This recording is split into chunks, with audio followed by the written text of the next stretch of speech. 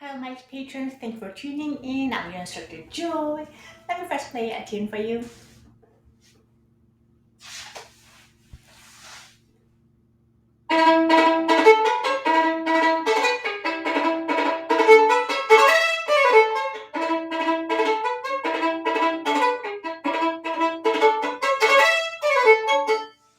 What you just heard, this galloping sound, is William Tell by Rossini. With this piece, I would like to show you how one could play a bow stroke called Ricochet. If you want this music, I have unmarked, very clean duo music, William Tell. Please let me know with an active email address. I would be happy to email it to you. So, what is ricochet? I don't know why, but in musical terms, we have a lot of German words, Italian words, and French words. Very little English, but this is one of those difficult French name, ricochet. So now we have this bow that's bent rather inwards like that, and there's some parts that bow bounces naturally. There's something called bouncing spot, which we are not using, which are normally from the middle to about a quarter to the frog. So around this spot from here until then. We're not using that. We're going more upper half here. This is spot that we don't normally like because that's the when sometimes you experience it, you're using bow and so all of a sudden you're bouncing it. And that is the reason we try to avoid bouncing that spot, and there's a reason why it's not included within the bouncing area. But when we do the stroke called ricochet, we use that particularly that part that bounces easily.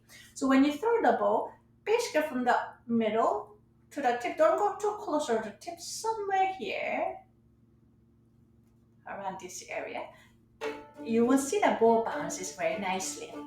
And then now you throw it downwards and see if you can create two bouncing bow stroke. It's not two individual throw. You're throwing once and then create two bouncing one.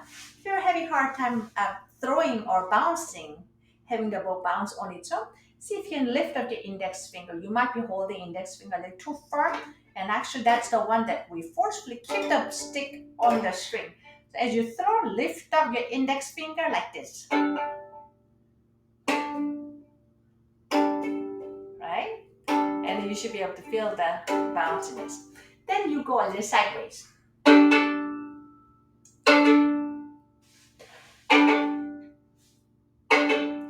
Then see if you can create the same movement without lifting the index finger, which means while keeping the index finger on the stick, keep it very light. Do not overly press it. The next step is after doing two ricochet down bow, we are going to create one up bow, a little fast spiccato like this. That's the two down bow ricochet and one up. I'm using D string because it's easier. The string is placed so that the bow stays rather horizontal. It's nothing wrong if you want to try E string, but D string is a bit easier when it comes to difficult bow strokes. So it's good I get to use middle string. So do two down and one up. Then up. Now all we're going to try is connecting those two down bow ricochet with the one up bow. So now while you're doing the down bow ricochet, let the bow bounce and the last one catch it and then push it up. So you have to time it right. Bounce it, catch it up. Also the motion is a bit different. On the down bow, we're letting it kind of relax. And when we change the direction, we forcefully move it.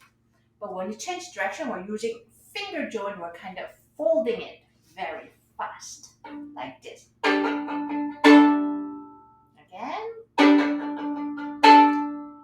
Once you're done, see if you can name exact number of ricochet you want. Let's try two ricochet, and then the second one you're changing from down to up bow like this.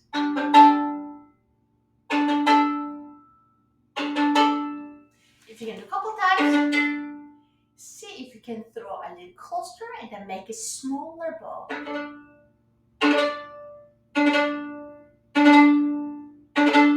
If you're having a hard time, lift up your index finger.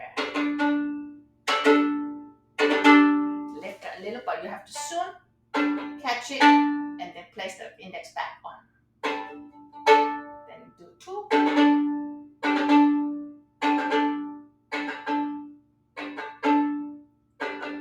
Okay, a little faster. Let's see.